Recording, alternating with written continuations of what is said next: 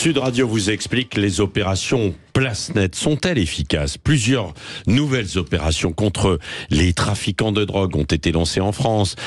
Place Nette XXL, a-t-on appris il y a quelques jours. Pour l'instant, il y a près de 500 interpellations. Nous sommes avec Martine Montaigne, ancienne patronne de la police judiciaire, qui a dirigé les brigades de stupéfiants et du proxénétisme à la préfecture de Paris. Bonjour.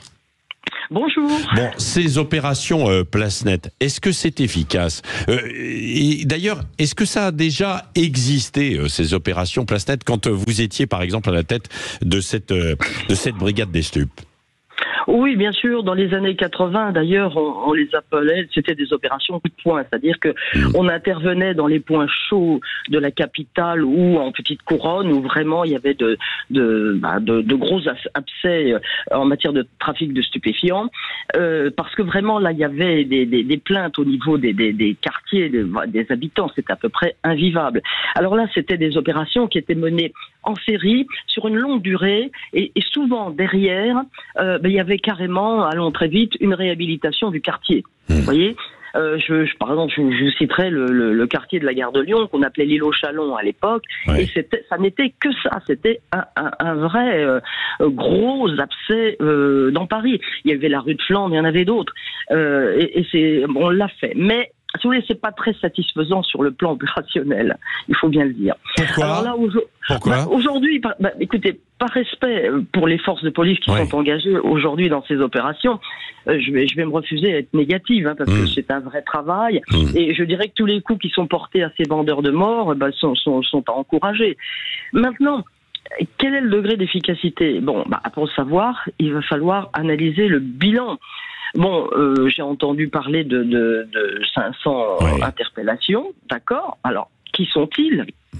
Quel est leur rôle, leur degré d'implication réel, et surtout, in fine, seront-ils vraiment mis en cause en vue d'être présentés à un magistrat, en vue d'une incarcération? Parce que c'est là où c'est intéressant, c'est-à-dire que si vraiment ces gens ne reviennent pas sur les lieux du crime, si je puis dire. Oui.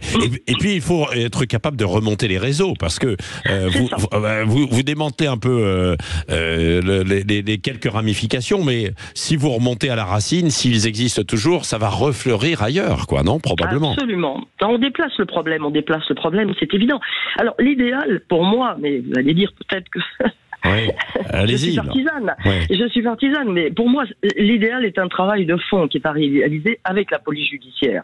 Bon, la police judiciaire, c'est une... Excusez-moi, un chat dans la gorge. C'est une direction qui travaille pour mettre à jour les différentes composantes d'une organisation criminelle. Ça s'inscrit dans le temps long, mais lorsqu'on établit vraiment l'implication réelle de chacun, là, les suites judiciaires sont satisfaisantes.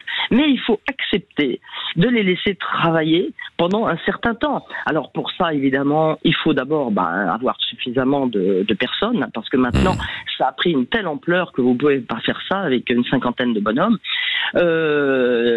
Ensuite, il faut des moyens techniques. Alors on en a déjà beaucoup, mais c'est sûr qu'il en faudrait encore. Et puis les laisser travailler pendant un certain temps. Il y a un investissement très fort à faire, mais je ne vois que celui-là. Sinon, vous mettez un coup de pied dans la fourmilière, mais après ils reviennent. Donc, on l'a vu. C'est un peu ce qui risque de se passer. C'est un coup de pied dans la fourmilière et ça revient derrière. Donc il faut travailler sur le long terme. C'est ce que vous dites. Martine Montaigne, merci d'avoir été avec nous ce matin dans Sud Radio vous explique. Je vous en prie. À propos de ces nouvelles opérations, donc Place Nette XXL. Il est 7h50 dans un instant. C'est Guy Carlier sur Sud Radio.